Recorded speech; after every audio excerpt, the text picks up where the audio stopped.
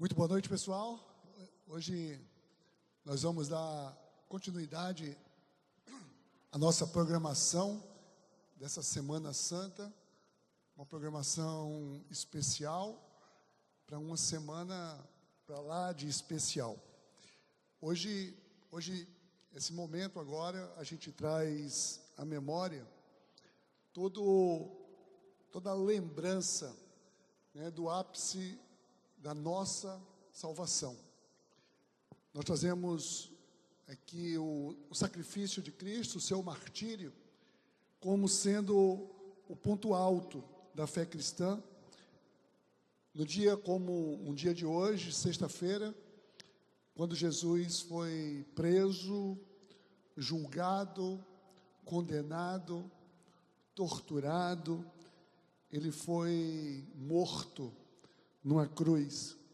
E sabe, a cruz, muitas vezes, né, nos dias de hoje, nós vemos, e ao lembrar da cruz de Cristo, uma imagem, eu poderia dizer assim, quase que romântica, mas a cruz é um lugar de escárnio, a cruz era um lugar de tortura, um elemento de tortura, onde ali na cruz eram condenados as piores pessoas, assassinos, era um lugar de condenação para ladrões, para pessoas que cometeram todo tipo de atrocidades.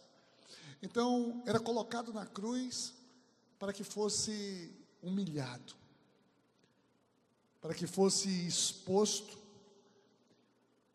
ali o seu delito. E Jesus, ele é levado à cruz, não para expor o seu delito, mas para expor o meu delito, o seu delito, o delito de toda a humanidade.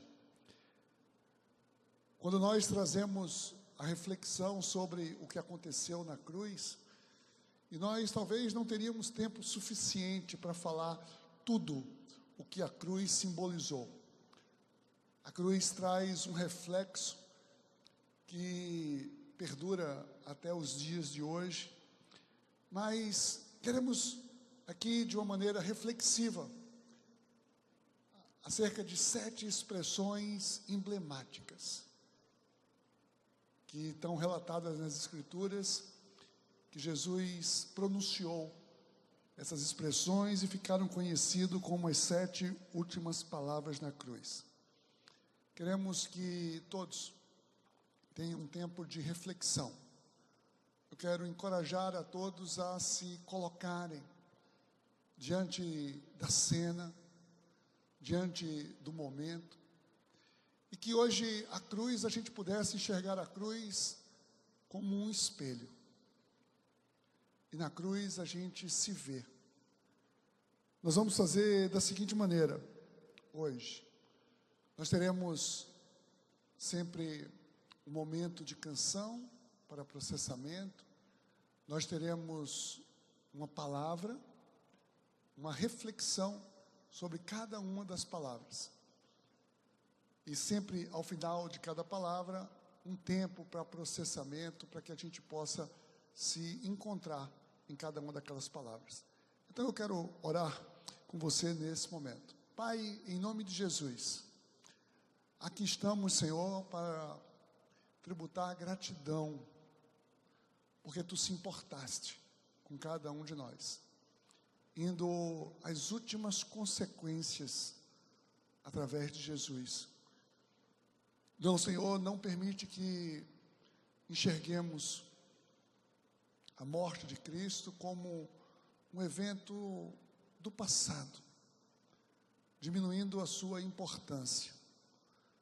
Mas queremos olhar, Pai, com toda a importância que é devida, para que os reflexos devidos também possam nortear as nossas atitudes.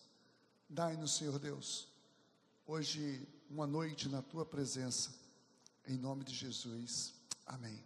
Desfrute desse momento na presença do Senhor.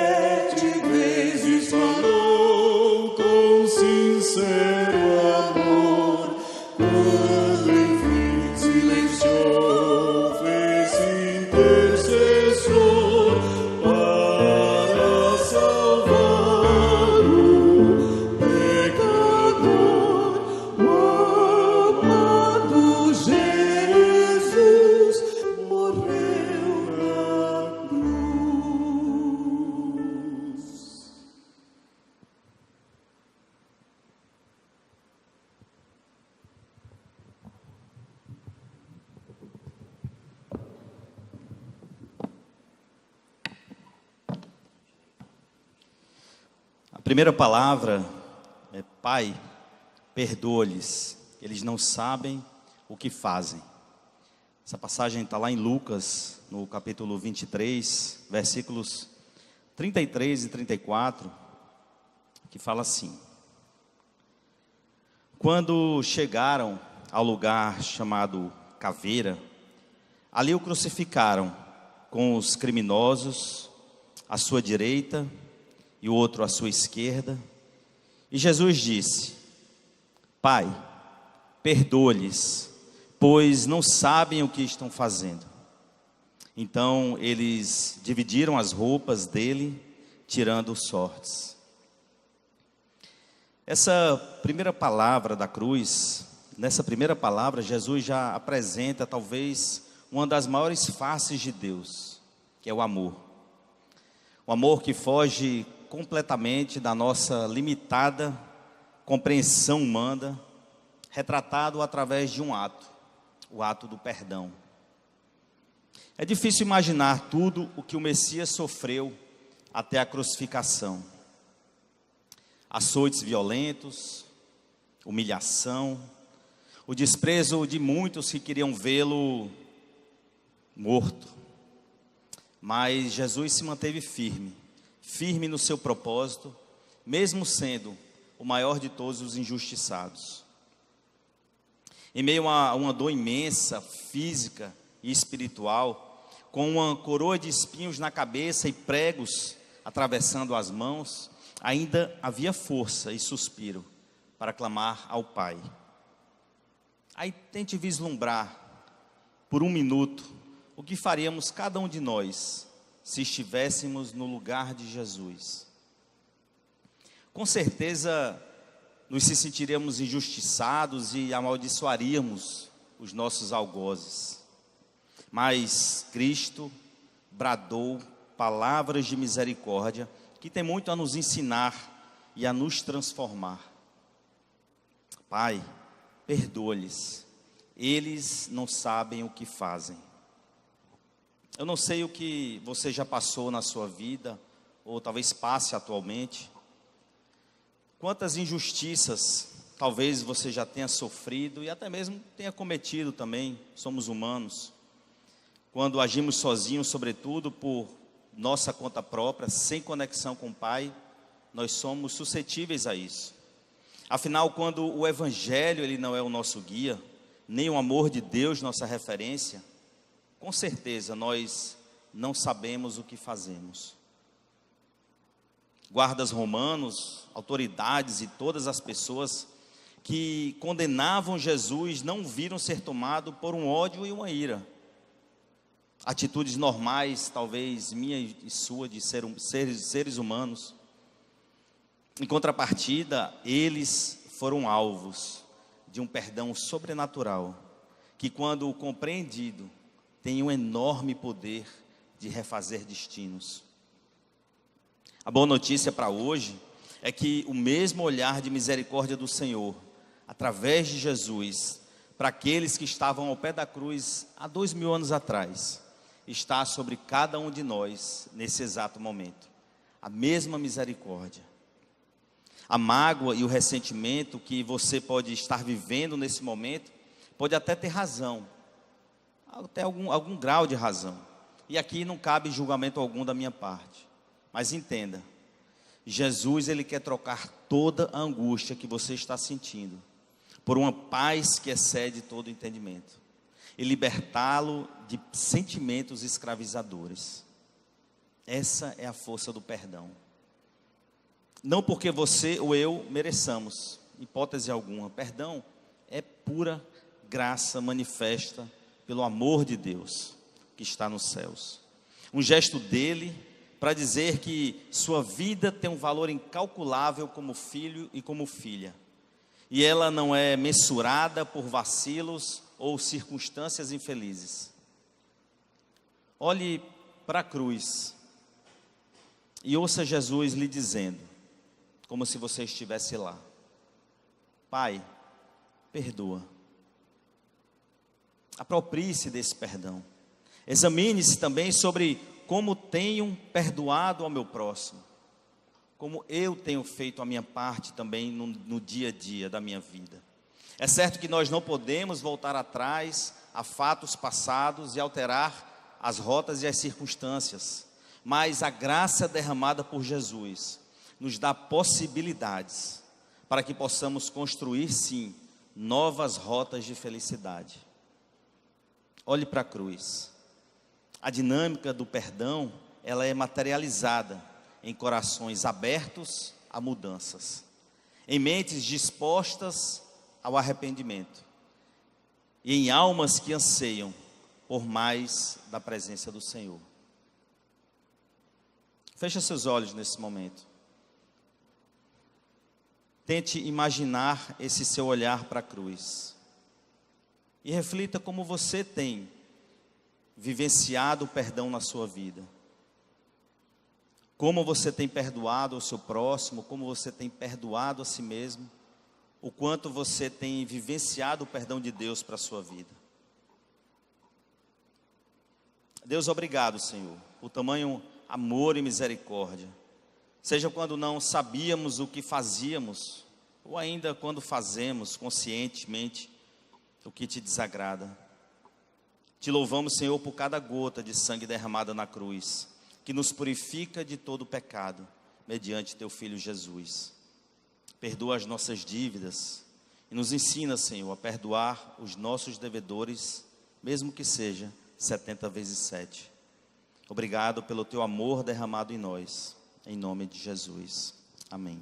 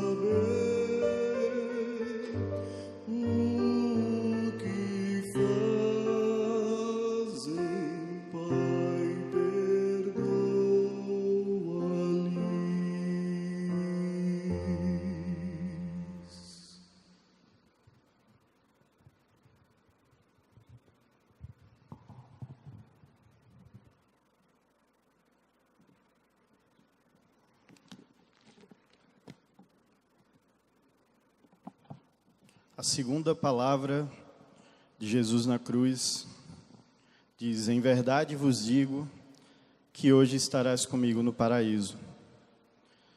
Nós faremos a leitura do texto de Lucas, capítulo 23, dos versículos 39 ao 43. Um criminoso que ali estava, dependurados, lançavam-lhe insultos. Você não é o Cristo? Salve-se a si mesmo e a nós. Mas o outro criminoso repreendeu, dizendo: você não teme a Deus, nem estando sobre a mesma sentença? Nós estamos sendo punidos com justiça, porque estamos recebendo o que os nossos atos merecem. Mas este homem não cometeu nenhum mal. Então ele disse: Jesus, lembra-te de mim quando entrares no teu reino. Jesus lhe respondeu: eu lhe garanto, hoje você estará comigo no paraíso. Em verdade vos digo que estarás comigo no paraíso reflete um dos conceitos mais profundos e transformadores do cristianismo.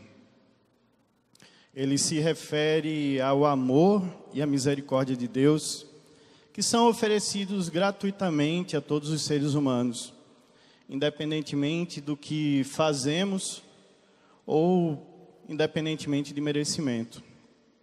Nós também conhecemos esse amor de Jesus expresso como graça. Eu queria te convidar a imaginar a seguinte cena: as luzes da vida se apagando, ao seu lado pessoas vivenciando a mesma condenação que você, não existindo expectativas ou esperanças de uma salvação. O que fazer? A quem recorrer? Como se salvar? Naquele momento não existia nenhum sinal, indício de mudança qualquer que pudesse evidenciar uma realidade diferente daquela que estava posta. A morte se aproximando e o final de tudo chegando. É exatamente nesse contexto que, quando os erros são imputados, quando somos julgados e condenados, o sobrenatural de Deus acontece. Em um momento de lucidez, manifestando fé que não se encontrava simplesmente por ali, naquela região, naquele lugar, naquele momento, aquele ladrão ele pôde experimentar do contraditório que só Jesus pode nos proporcionar.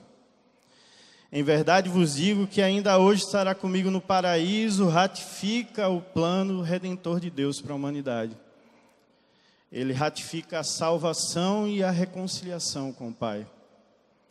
Mostra que em Cristo há uma esperança, há um futuro, mediante a sua graça.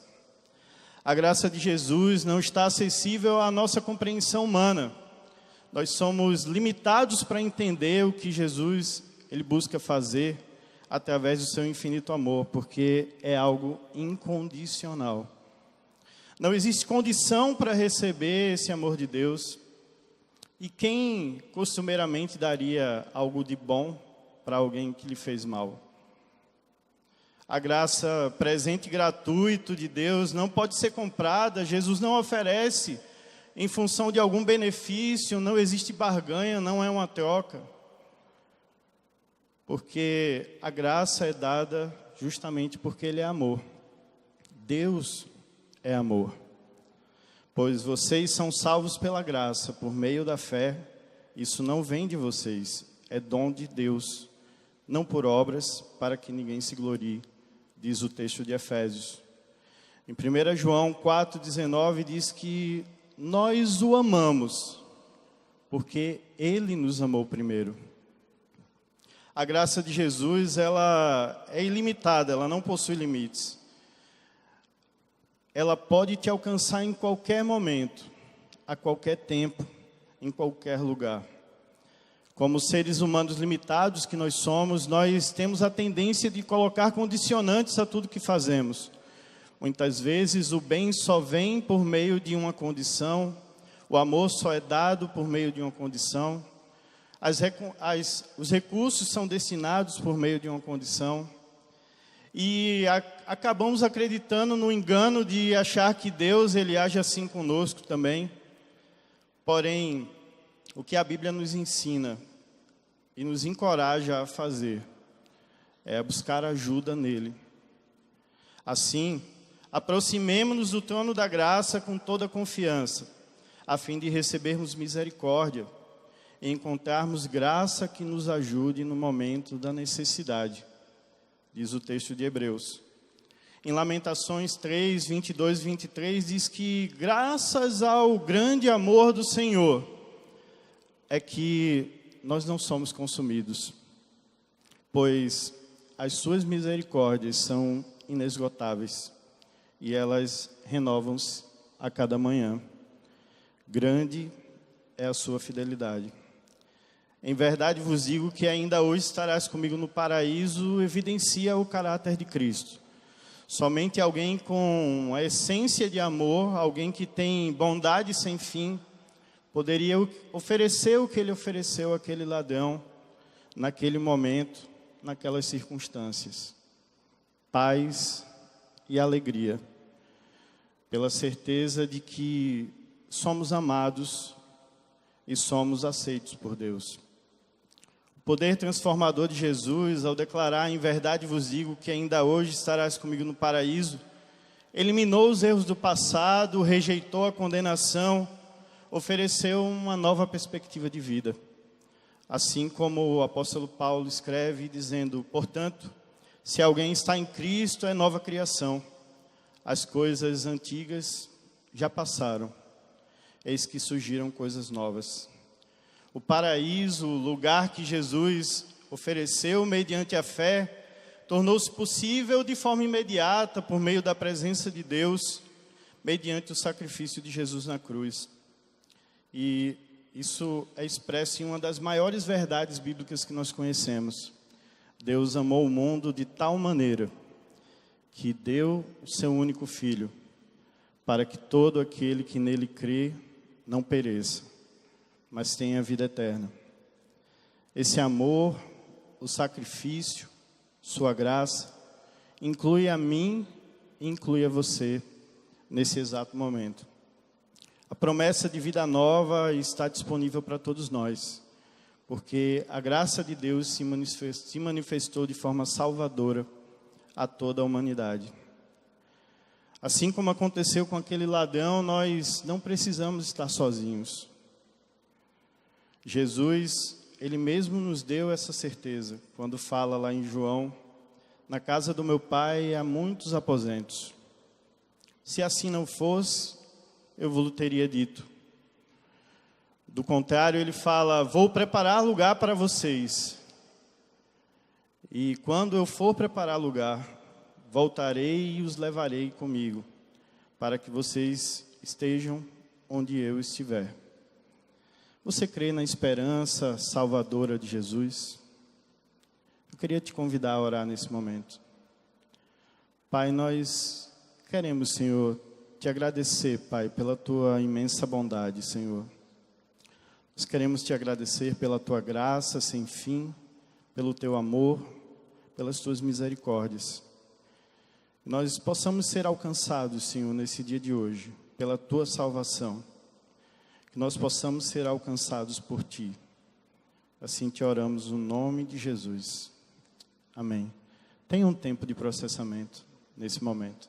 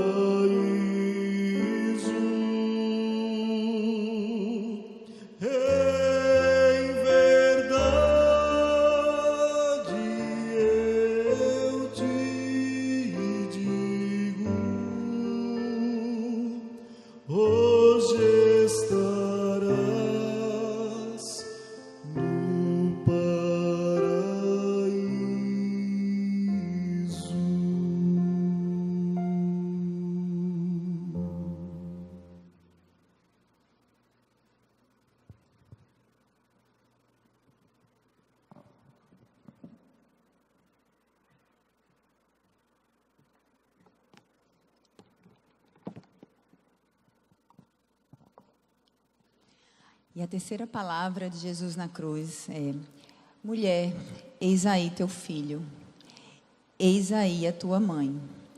E essa passagem se encontra no Evangelho de João 19, 25 a 27, que diz assim: Perto da cruz de Jesus estavam sua mãe, a irmã dela, Maria, mulher de Clopas, e Maria Madalena. Quando Jesus viu sua mãe ali, e perto dela o discípulo a quem ele amava, disse à sua mãe: Aí está o seu filho. E ao discípulo: Aí está sua mãe. Daquela hora em diante, o discípulo a recebeu em sua casa.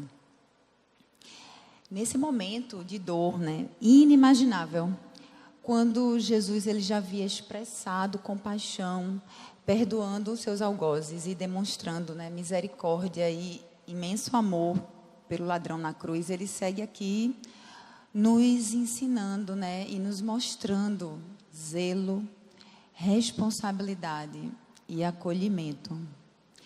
Se você já levou uma mínima topada, você deve lembrar que na hora da dor, instintivamente, o que a gente faz é se concentrar em nós mesmos, como uma forma de alívio e de sobrevivência. E pensando nisso, pode ser que passe na sua cabeça uma pergunta que inicialmente se passou pela minha. Como é que ele pode ter se preocupado com alguém enquanto ele sofria tanto? Como é que ele conseguiu ver Maria ali? Como é que ele conseguiu pensar num contexto? Como é que ele conseguiu se importar? E o fato é que ele estava ali sofrendo tudo aquilo exatamente porque ele se importava. Porque ele se importava. E com essa palavra, Jesus nos mostra que a sua essência não muda de acordo com as circunstâncias. E assim ele nos garante, como ele garantiu a Maria, que ele sempre vai nos amparar. Ele sempre vai nos amparar. Aquela cena, ela sugere que José, o pai de Jesus, ele já havia morrido. E Jesus sabia que, como viúva, sem um primogênito e ainda por cima mãe de um criminoso, Maria ela ficaria desamparada materialmente, desolada emocionalmente e muito provavelmente abalada espiritualmente. E Jesus vem naquele momento e ele se posiciona intencionalmente, como sempre, e em um ato de honra e de cuidado, ele deixa sua mãe sobre a responsabilidade do discípulo mais amoroso que havia entre os 12, João. E com essa entrega, Jesus ele marca a igreja, que sou eu, a igreja que é você, como um lugar de cuidado e amor. Aquela frase, mulher, eis aí o seu filho, significa, não se preocupe, você não ficará só por nenhum instante. Afinal, diz o texto que, daquela hora em diante, o discípulo a recebeu em sua casa. João, ele se intitula o discípulo a quem Jesus amava. E a proximidade deles, com certeza, era notada por Maria. O que provavelmente deixou ela ainda mais convicta de que receberia todo o cuidado que ela precisasse. E a frase, aí está a sua mãe, significa, assim como você me ama, cuide de quem eu amo. Cuide dela como você sabe que eu cuidaria. Cuide dela como se estivesse cuidando da sua própria mãe. Jesus conhecia muito bem João e ele sabia o quão bem João o conhecia. A gente pode lembrar que João, ele era tão próximo de Jesus ao ponto de recostar sua cabeça no seu peito durante a ceia. Então ele sabia que não estava confiando a sua mãe a qualquer pessoa. Se a gente observar ali o contexto, João foi o único discípulo que não abandonou Jesus nem na cruz. Então nós vamos entender a partir daí que ele realmente deixou a sua mãe nas mãos do mais fiel discípulo naquele momento. Então podemos refletir, com tudo isso. Como é que nós temos nos relacionado com os nossos pais?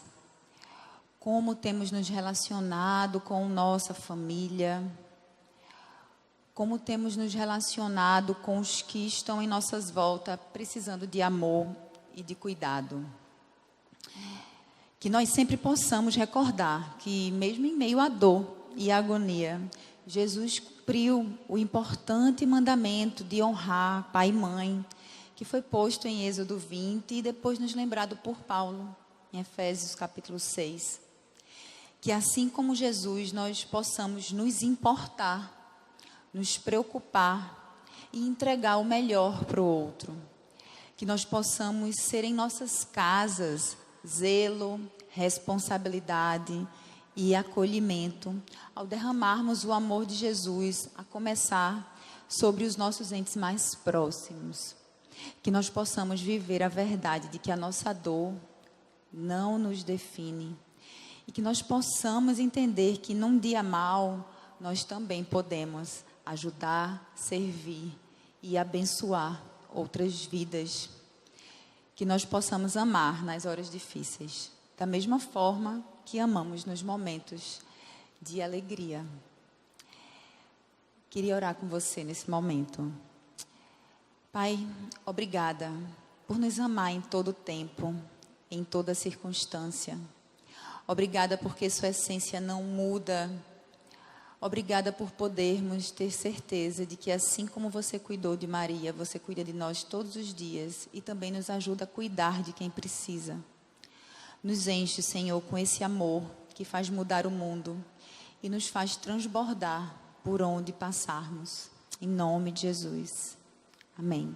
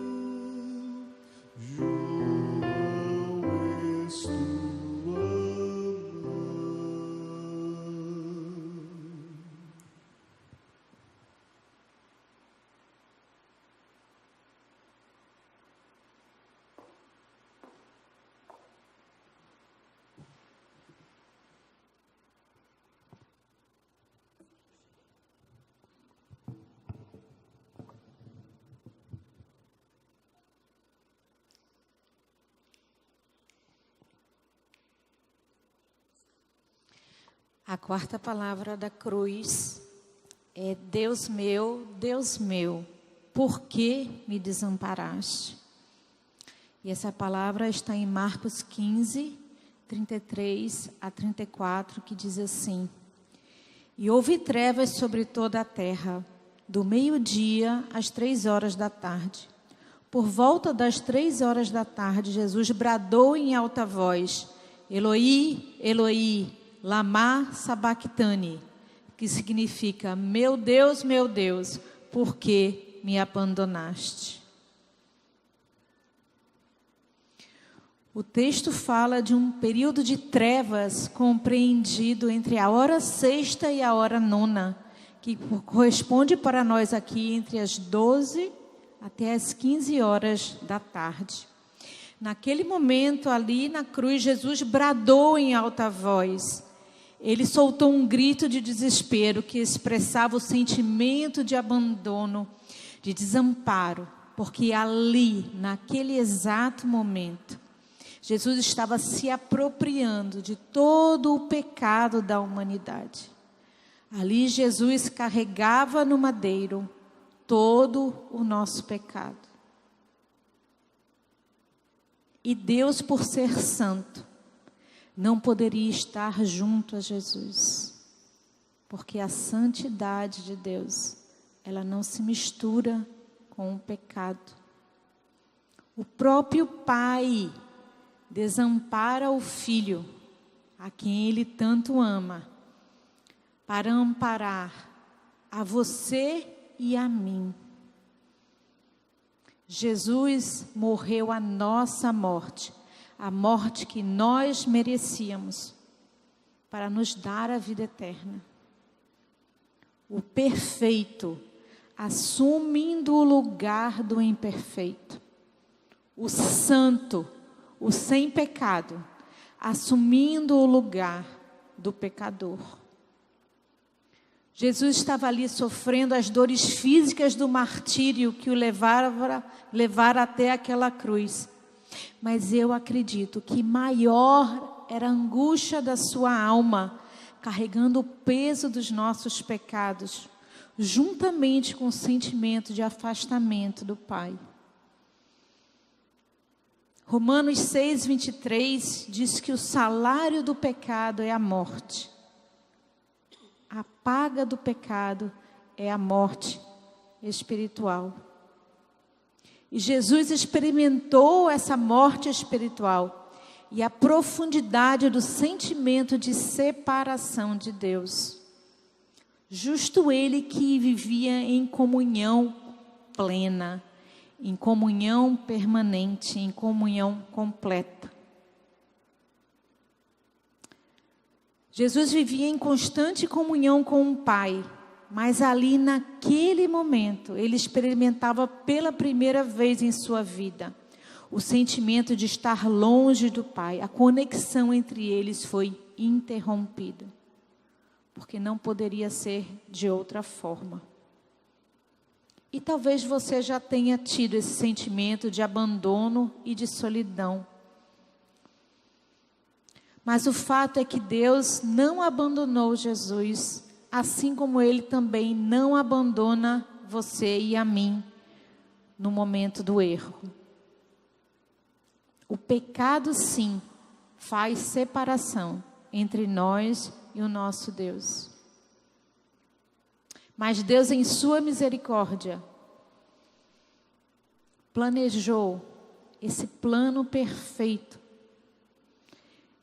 no qual o plano de Deus de entregar Jesus na cruz do madeiro, aquele que não tinha pecado, pagar pelo pecado de toda a humanidade,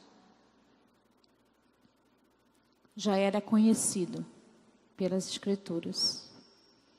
Jesus assumiria na cruz o pecado de toda a humanidade e ele sabia disso. Ele se deu na cruz por cada um de nós. Ele voluntariamente assumiu esse lugar de pecador por cada um de nós. Mas ali ele expressava o seu sentimento de dor e de abandono. Deus nos escolheu para sermos a habitação do Espírito Santo. Por isso que somos chamados à santidade, porque Ele é santo. E quando permitimos que haja impureza habitando em nós, nós é que estamos nos afastando de Deus devido ao pecado. É uma escolha. Pecar é uma escolha para todo aquele que conhece a Jesus Cristo. E esse afastamento causa em nós um vazio, o desamparo. Nós saímos de um lugar de segurança e proteção de Deus para um lugar, muitas vezes, de angústia, para um lugar de abandono. Quando estamos em pecado, há uma angústia no nosso coração pela separação do nosso Pai. E por Jesus ter morrido na cruz por nós, nós não precisamos viver assim. Jesus morreu e ressuscitou para que possamos nos arrepender e sermos redimidos do nosso pecado. Ele nos dá poder de resistir a toda iniquidade. Ele nos dá poder de alinhar a nossa vida com Ele, com a vontade dEle plenamente. E eu te convido, aquiete sua alma hoje diante de Jesus. Permita que o Espírito Santo lhe revele o que está lhe afastando hoje de Deus. Trazer à sua mente o que você precisa entregar ou talvez até confessar a Ele. E saiba que Ele jamais nos abandona, Ele jamais nos lança fora. Jesus tem todo o interesse que a gente viva a plenitude da presença de Deus sobre as nossas vidas. Deus nos chama ao arrependimento e aponta para a cruz como sinal de que o preço pelo nosso perdão já foi pago com o sangue precioso de Jesus Cristo. Um alto preço foi pago para que eu e você possamos nos arrepender, deixar o pecado e viver a proposta de santidade, a proposta de plenitude, a proposta de liberdade em Cristo Jesus.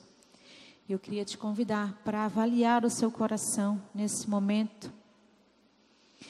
E muitas vezes quando a gente baixa a fronte para avaliar, a gente faz isso às vezes até automaticamente, não esperando que haja ali algo que esteja nos afastando de Jesus. Mas eu queria lhe convidar para um exame mais minucioso, não acusatório, mas libertador, avaliando aquilo que tem nos vencido, aquilo que tem nos afastado de Deus.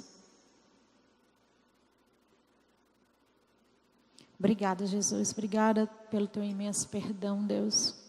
E eu oro, Pai, em nome de Jesus, que tu tragas à nossa mente agora, Deus, toda incredulidade, toda impulsividade, tudo aquilo que possa estar nos afastando da tua vontade, Deus, as palavras duras, o orgulho,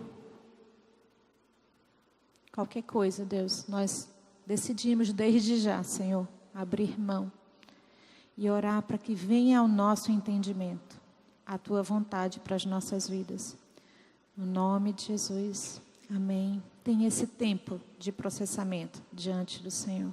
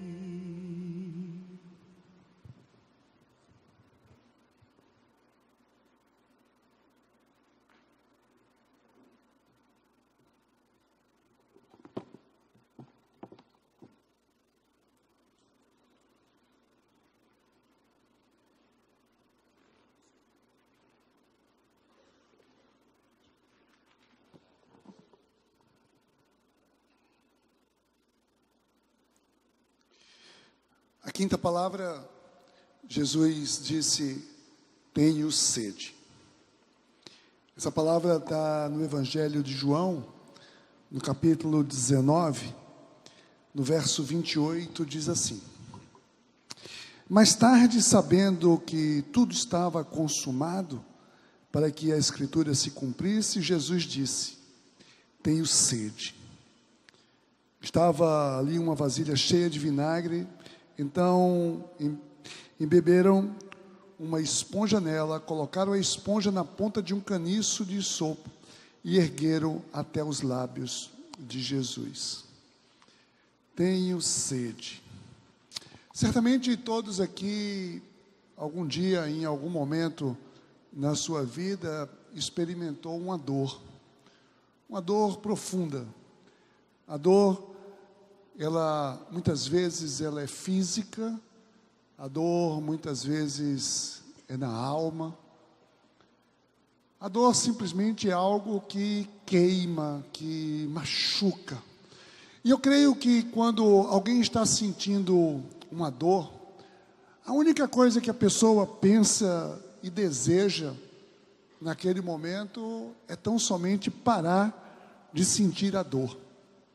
E Jesus estava ali, pendurado, depois de ter sido injustamente condenado, covardemente e cruelmente espancado, torturado.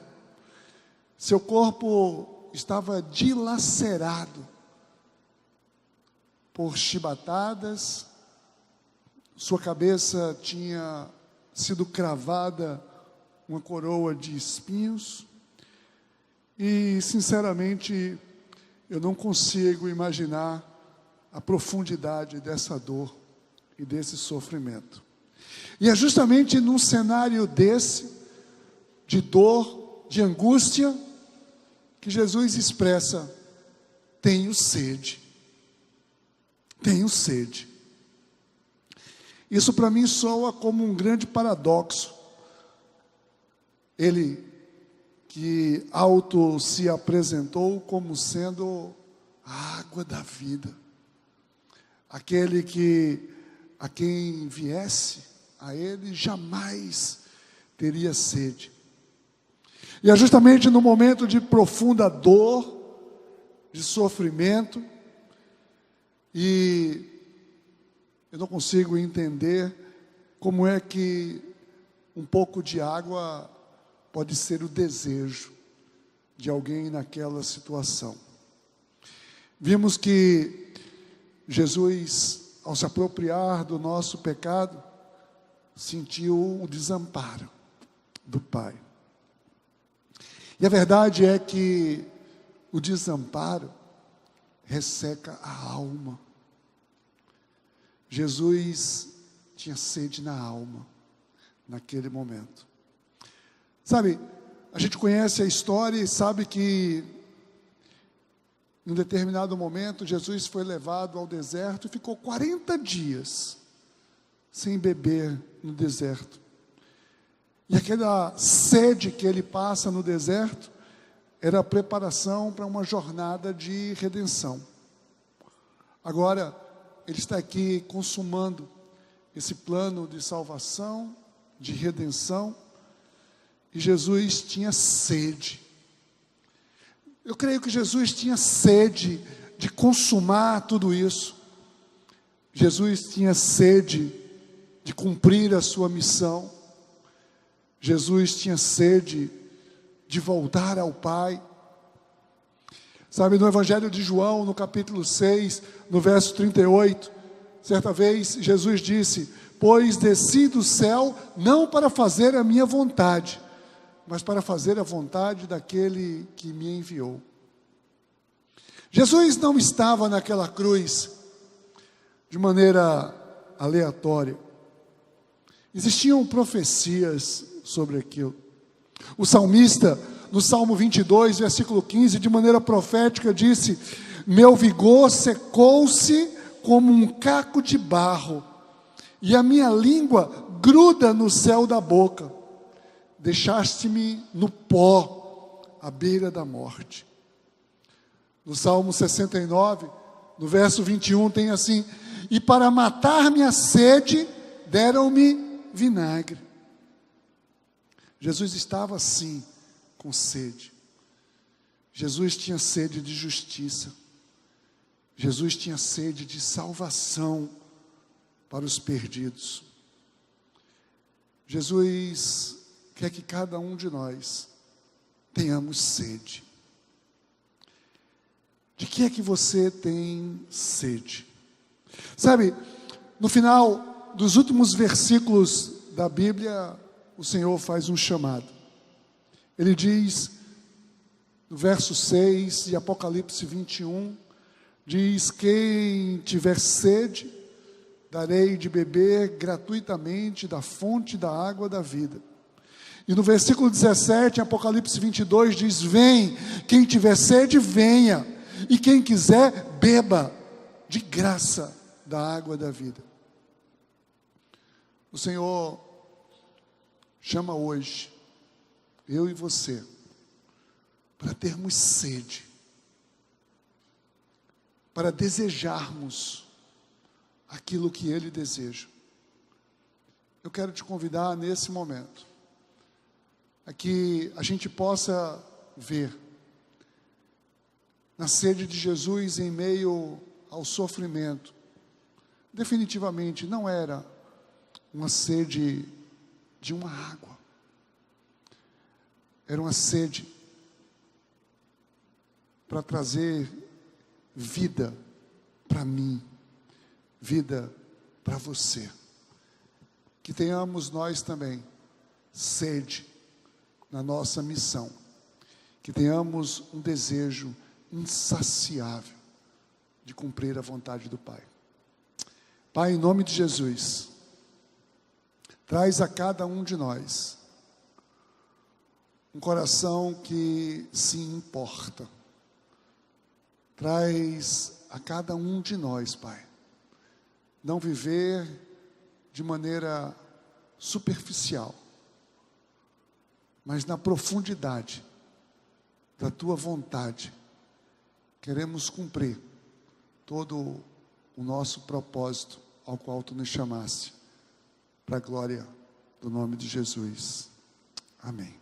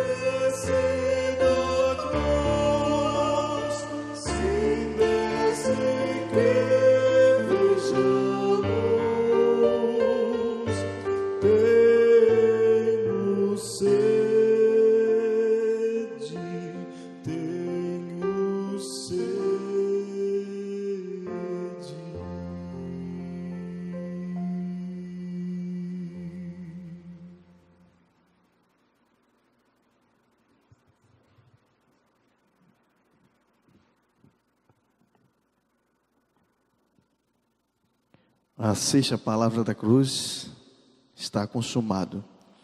João 19, capítulo 29 e 30. Estava ali uma vasilha cheia de vinagre.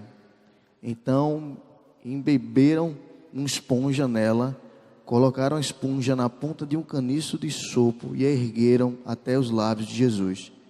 Tendo provado, Jesus disse: está consumado. Com isso curvou a cabeça e entregou o Espírito. Está consumado. Talvez uma das declarações mais profundas, densas e impactantes de toda a Bíblia, dita nada mais, nada menos pelo Filho do Homem. Uma declaração profunda que o próprio Charles Spurgeon, ele falando dessa perícope, ele diz assim: olha, é um oceano de profundidade numa gota de linguagem. Talvez todas as palavras que já foram ditas por nós jamais alcançam a densidade e a profundidade. Talvez todas que hão de ser ditas ainda não vão alcançar. Esse verbo que talvez no original já seja muito bem conhecido por muitos aqui, o tetelestai, ele dá uma ideia de completude. Algo que foi feito e foi completo. Uma missão que foi cumprida. Está terminado. Está consumado. Alguns manuscritos ainda trouxeram uma realidade um pouco diferenciada para a gente. Manuscritos que datavam da época de Jesus, que atestavam que em documentos comerciais, onde existia uma dívida que era quitada, um acordo que era cumprido, havia o prefixo desse verbo, o teter, para dizer que aquela dívida foi cumprida. A bem da verdade, nós temos a plena consciência de que na cruz o plano de Deus, o plano perfeito de Deus foi cumprido. A consciência de que não houve plano B, não houve plano C, não houve plano D em toda a história da humanidade, em toda a história do povo de Deus. Na verdade, o está consumado, ele extrapola aqui, não só a questão geográfica, porque o está consumado não tem a ver apenas com a nação, com o povo. O está consumado, ele extrapola uma questão temporal, uma questão histórica, porque ele não se aplica aqui, somente a esse tempo. Na verdade, quando Jesus diz assim, olha, está consumado, talvez venha um revival de algo muito mais anterior, há 4.000 anos antes de Cristo. O homem pecou e por causa do pecado, por causa da desobediência, houve separação, o relacionamento entre Deus e o homem foi quebrado. Foram 4.000 anos de história, muita coisa aconteceu, mas tudo que aconteceu apontava para Cristo, o Cordeiro perfeito. Quando Deus fez uma aliança com Noé, apontava para Cristo ali no dilúvio. Quando Deus chamou Abraão e disse que dele sairia uma grande nação, já estava apontando para Cristo. Quando Deus falou com Moisés na sarça ardente ali no deserto, disse, liberta o meu povo da escravidão do Egito, já apontava para o libertador. Quando o povo de Deus chamuscou o sangue do Cordeiro na noite que os primogênitos do Egito foram feridos, o sangue do Cordeiro já apontava para Cristo. Quando Boaz e Ruth, a Moabita, quando Boaz resgatou Boaz, o avô de Jessé, o pai de Davi, já apontava para um resgatador. Quando Davi foi ungido rei, já apontava que da raiz de Davi ia vir um Messias. Todos os profetas, todos os cativeiros, tudo era apenas sombra do plano perfeito que era Jesus Cristo, o plano infalível de Deus para resgatar a humanidade. Existem no Velho Testamento mais de 300 profecias que foram plenamente, totalmente cumpridas em Jesus Cristo, sem tirar uma vírgula, um ponto. E esse plano culminou com o verbo que se fez carne. O verbo habitou entre nós, se fez carne, Jesus Cristo. E toda a sua caminhada, o caminho que percorreu, milagres que fez, sinais maravilhosos, sinais incontestáveis, tudo isso fez parte também do plano para testificar que era chegada a hora do Filho do Homem. E Deus, o verbo, Filho de Deus, estava presente nesse mundo, mas ainda não era o suficiente, porque para a remissão dos pecados haveria necessidade do sacrifício. Quando Cristo estava naquela cruz, já naquela hora talvez o sangue já estava seco, a face irreconhecível, depois do sofrimento que já foi relatado aqui, inclusive por cenas aqui, que talvez essas cenas não sejam nem capazes de descrever o verdadeiro sofrimento de Jesus Cristo naquela cruz. Mas o insight, ele falou: olha, a missão foi cumprida, terminado, foi consumado. Não é somente pelo tempo que eu vivi aqui na terra, 30 anos, mais 3 anos de ministério, também fez parte, mas são milênios de história que apontou para Jesus Cristo, o plano perfeito de Deus. Agora, com a minha morte, Jesus falou, está sendo cumprido. Todas as profecias estão sendo cumpridas agora, nesse momento. E esse verbo é engraçado, esse verbo tetelestai, ele, nessa forma gramatical só aparece uma vez na Bíblia. E ele tem uma aplicação muito interessante. É que é algo que acontece no passado, mas tem efeitos contínuos. Eu falei para vocês que o estar consumado de Jesus extrapolava tempo.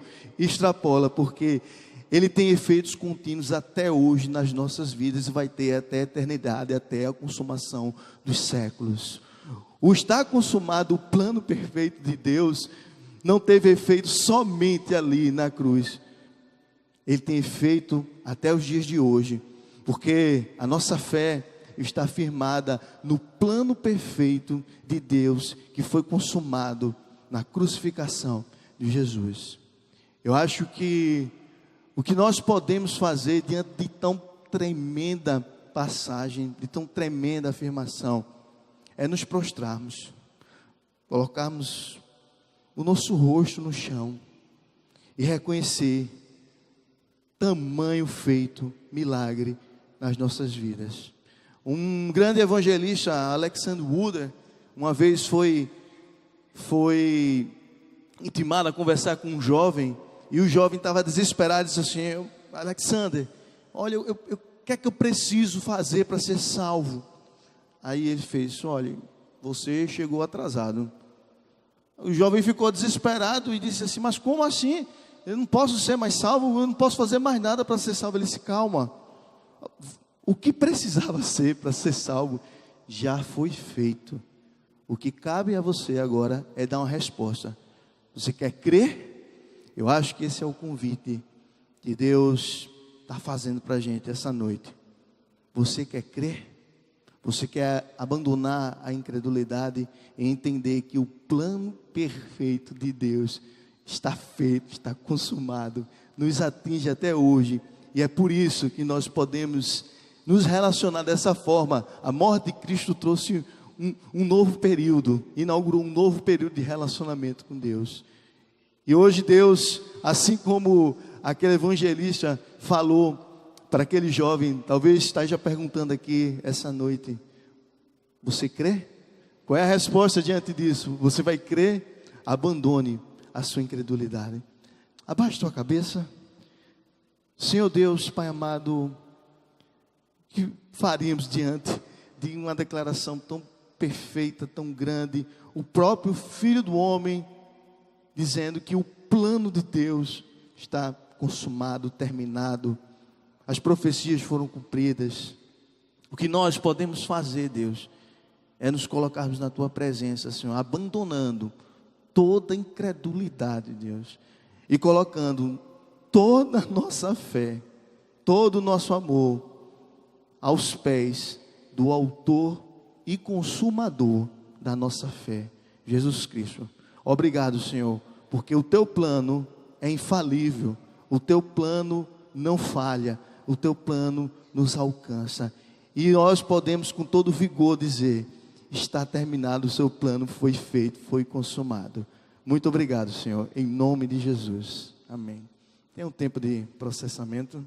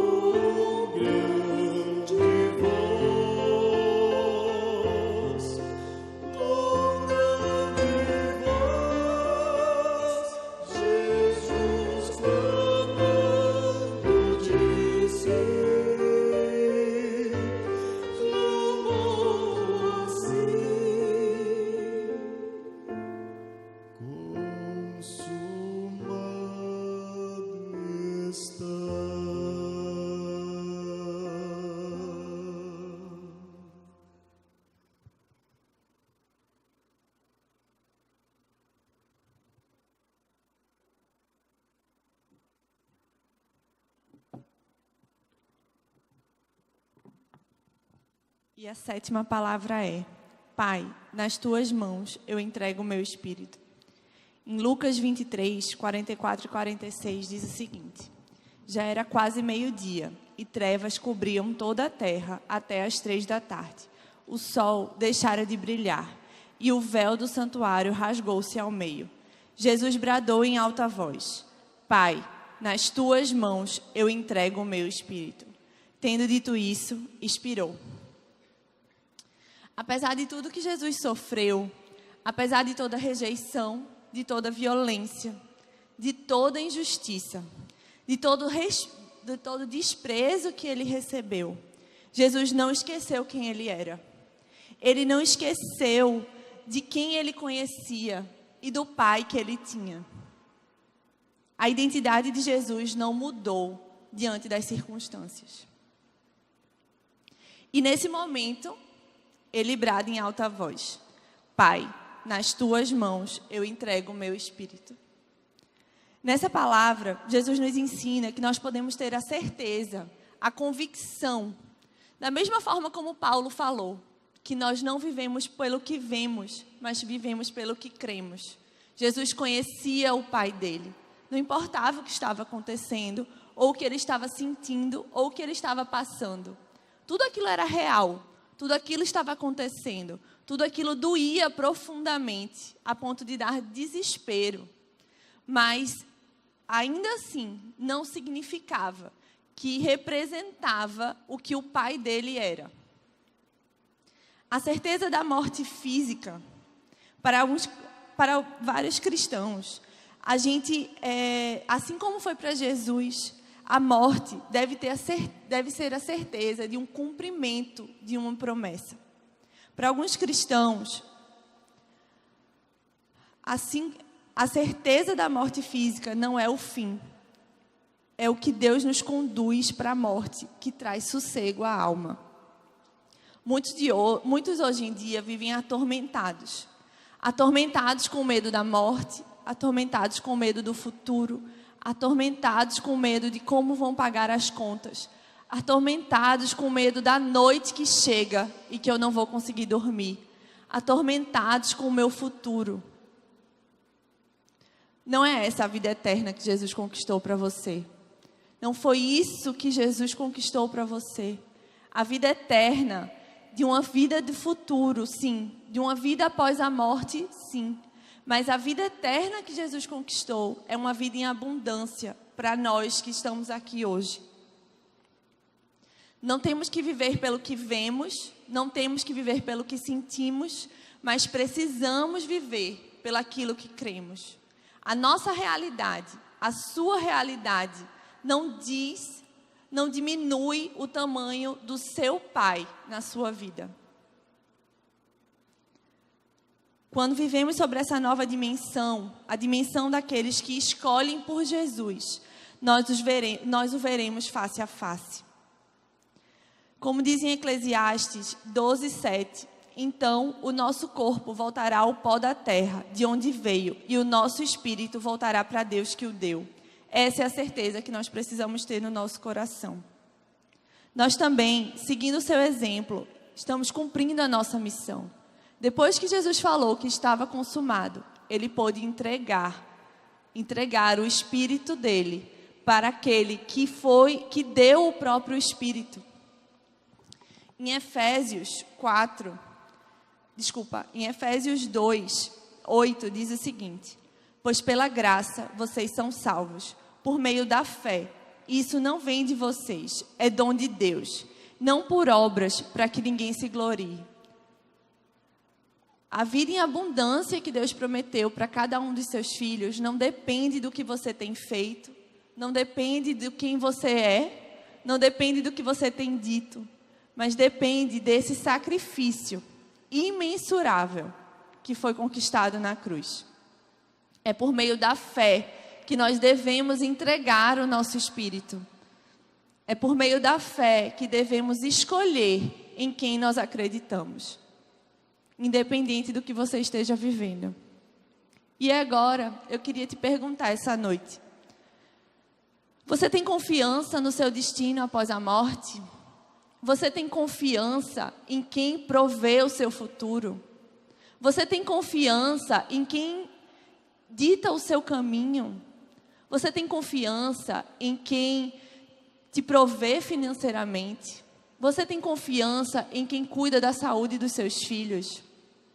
Você tem confiança no seu pai, que entregou o próprio filho para que você tivesse essa realidade? Eu queria que, em nome de Jesus, você baixasse a cabeça agora. E eu queria que você imaginasse Jesus na sua frente. Imaginasse Ele sentado na sua frente. E Ele vai estender as mãos para você. E você vai ver, sim, as mãos dele marcadas da cruz. E aí você vai olhar agora para as suas mãos. Nas suas mãos, eu quero que você pense agora, o que tem nas suas mãos? É o medo da morte? É o medo do futuro? É o medo da noite? É o medo dos seus relacionamentos? E nomeando agora o que está dentro da sua mão, eu quero que você coloque nas mãos de Jesus. E enquanto você coloca nas mãos de Jesus, você vai dizer: Pai, nas tuas mãos eu entrego o meu espírito. Pai, nas tuas mãos eu entrego o que me aflige. Pai, nas tuas mãos eu entrego a minha vida. Mesmo que você já tenha feito essa oração antes, mesmo que você conheça Jesus desde sempre, olha para as mãos de Jesus agora, olha para os olhos de Jesus agora e diz para Ele: Pai, nas tuas mãos eu entrego a minha vida. Em nome de Jesus.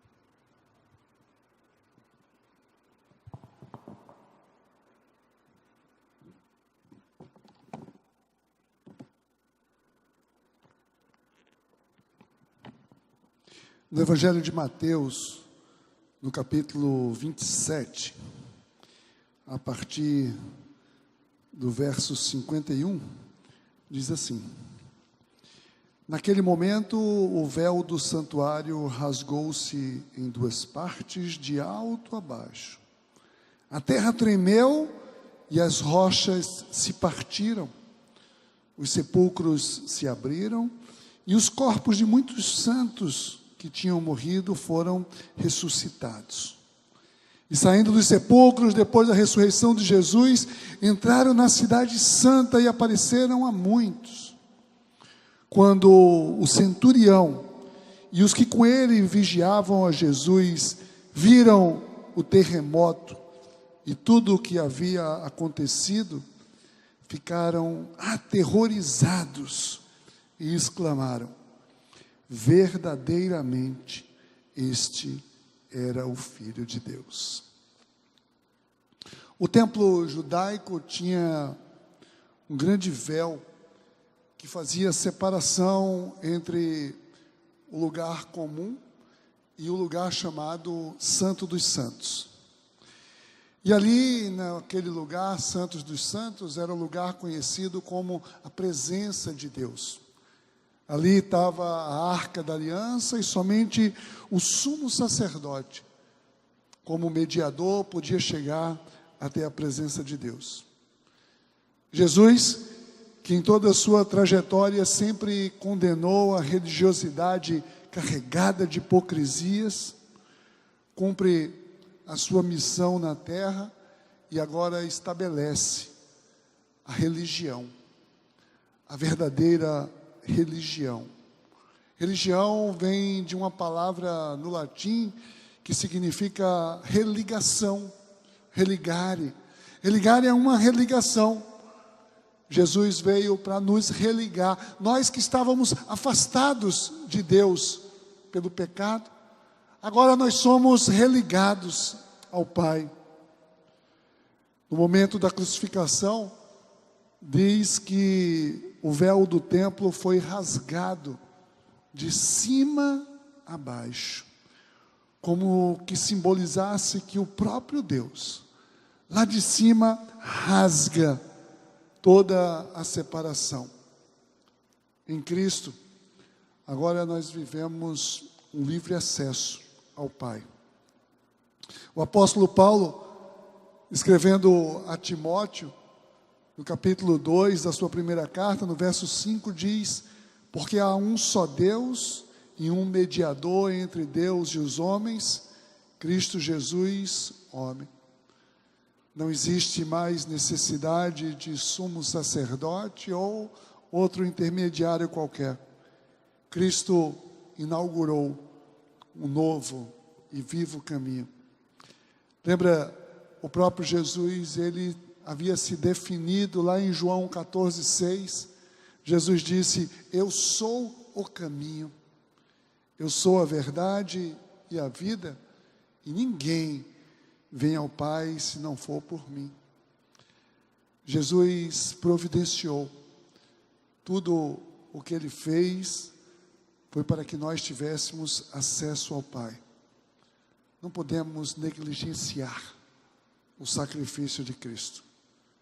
Sabe, naquele momento houve trevas em toda a terra, houve choro, um terremoto ali destruiu aquele local, sacudiu toda a terra. E naquele momento ficamos com as palavras do cruel centurião, que ao ver tudo aquilo, aterrorizado, disse: verdadeiramente esse era o Filho de Deus. Só que a história não acabaria ali. Jesus não era o Filho de Deus. Jesus é o Filho de Deus. Jesus vive, e foi pela cruz que Ele nos chamou para que nós pudéssemos viver um novo e vivo caminho. Que nós possamos, nessa mensagem da cruz, a gente possa se enxergar nessa mensagem. A gente possa se ver e agradecer que não foi necessário que nós fôssemos pregados, pois o Senhor foi em nosso lugar para que nós possamos viver essa vida de maneira plena, de maneira abundante. Pai, em nome de Jesus, vem ministrar ao nosso coração a vida plena que Tu preparaste. Ó Pai, nós sabemos que tudo aquilo precisava ser feito para dar sentido a tudo o que tu queres com cada um de nós. Não queremos viver nada diferente do que para tudo o que foi feito, nós possamos viver. Dai-nos da tua graça e da tua misericórdia, em nome de Jesus. Amém. Gente, nós vamos agora, num ato simbólico, nós vamos fazer o seguinte: nós vamos distribuir aqui à frente papel e caneta. Eu quero que você tenha um momento diante do Senhor.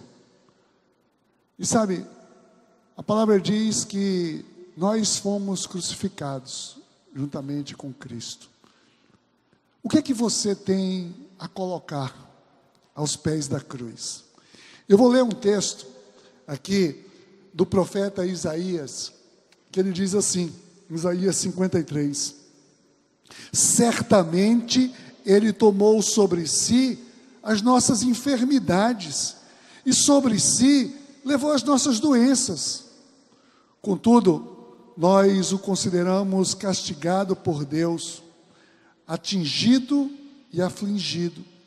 Mas ele foi transpassado por causa das nossas transgressões, foi esmagado por causa das nossas iniquidades. O castigo que nos trouxe a paz estava sobre ele, e por suas feridas nós fomos curados. Todos nós, qual ovelhas, nos desviamos, cada um de nós se voltou para o seu próprio caminho, e o Senhor fez cair sobre ele a iniquidade de todos nós. Ele foi oprimido e afligido, e contudo não abriu a boca. Como um cordeiro, foi levado para o matadouro. Mas como ovelha que diante dos seus tosquiadores fica calada, ele não abriu a boca. Como julgamento opressivo, ele foi levado.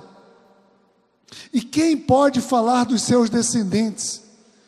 Pois ele foi eliminado da terra dos viventes, por causa da transgressão do meu povo ele foi golpeado. Foi-lhe dado um túmulo com os ímpios, e com os ricos em sua morte, embora não tivesse cometido nenhuma violência, nem houvesse nenhuma mentira em sua boca. Contudo, foi da vontade do Senhor esmagá-lo e fazê-lo sofrer.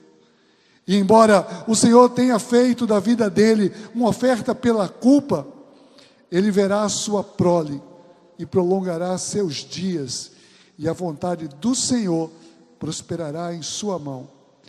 Depois do sofrimento da sua alma, ele verá a luz e ficará satisfeito. Pelo seu conhecimento, meu servo justo justificará a muitos e levará a iniquidade deles. Por isso, eu lhe darei uma porção entre os grandes, e ele dividirá os despojos com os fortes, porquanto ele derramou a sua vida até a morte, e foi contado entre os transgressores, pois ele levou o pecado de muitos, e pelos transgressores ele intercedeu. Vamos fazer isso agora. O que é que você tem a entregar na cruz? É uma enfermidade? É uma doença? É uma transgressão? É um pecado? É um mau hábito?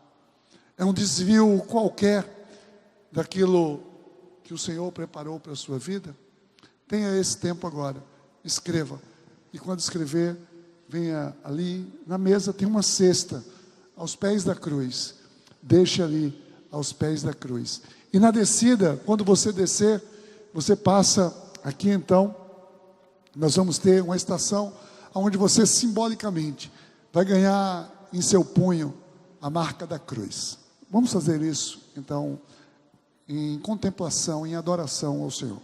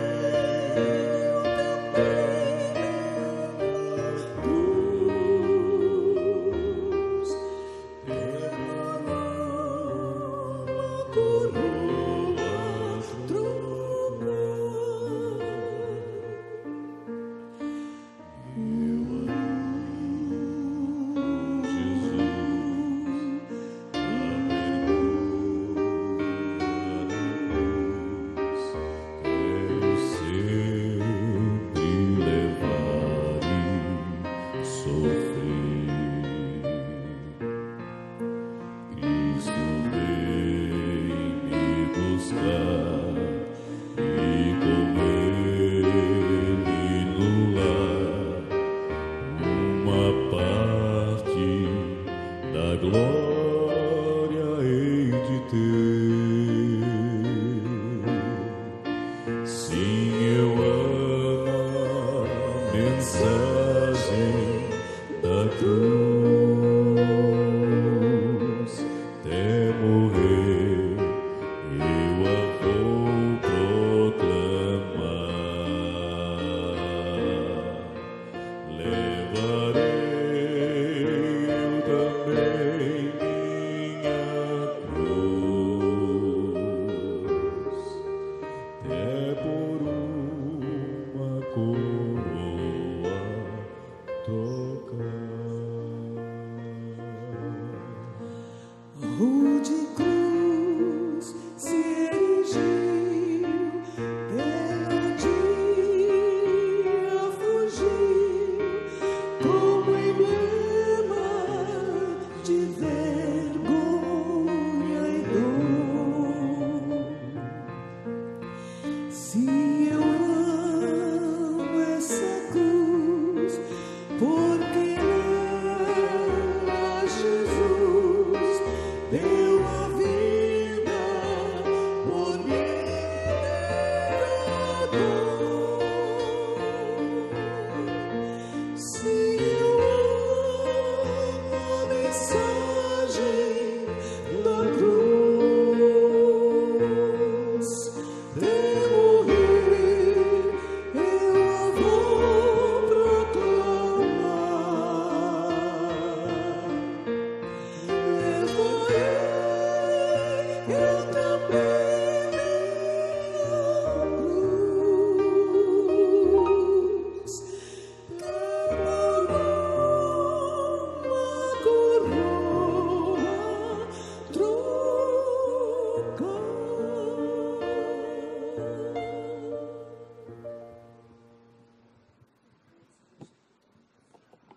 Amém. Gente, eu gostaria de agradecer e convidar todos vocês a, junto comigo, poderem agradecer aqui a participação hoje especial que tivemos de Delta aqui no vocal, o Augusto Santos também na voz e a Ana Cláudia Souza aqui no teclado.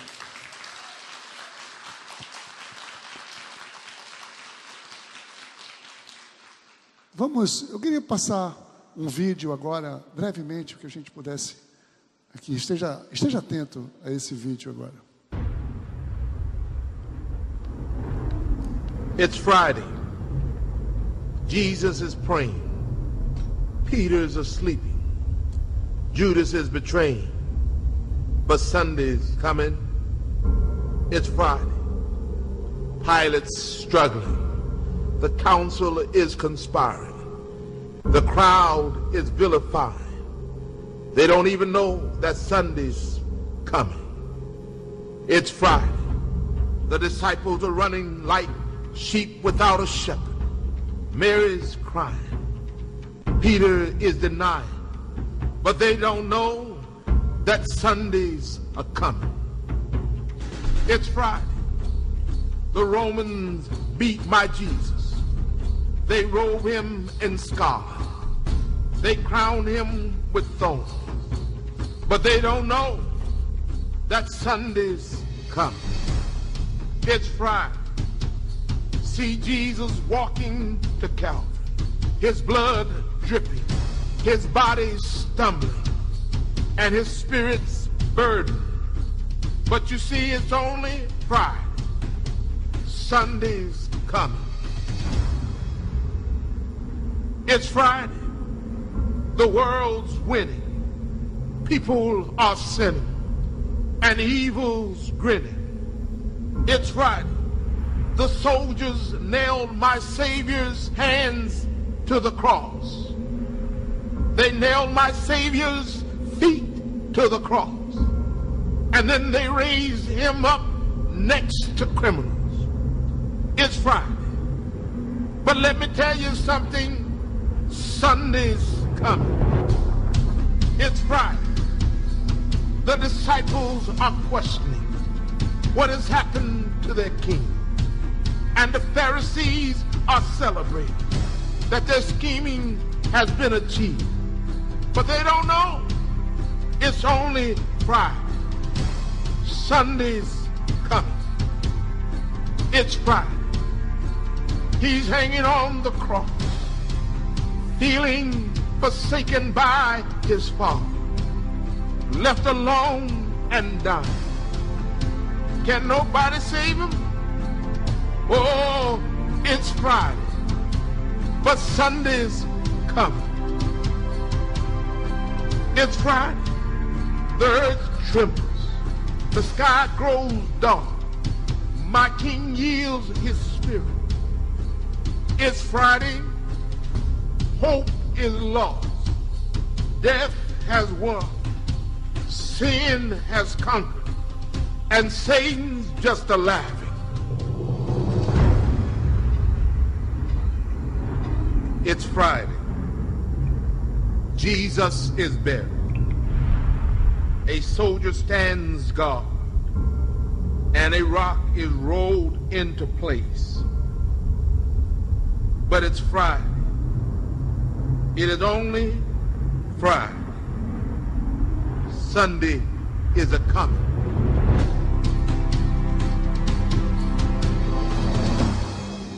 Woo!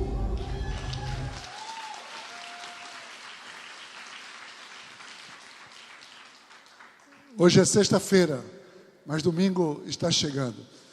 No domingo estaremos aqui às 6 da manhã, numa celebração alusiva à ressurreição de Cristo.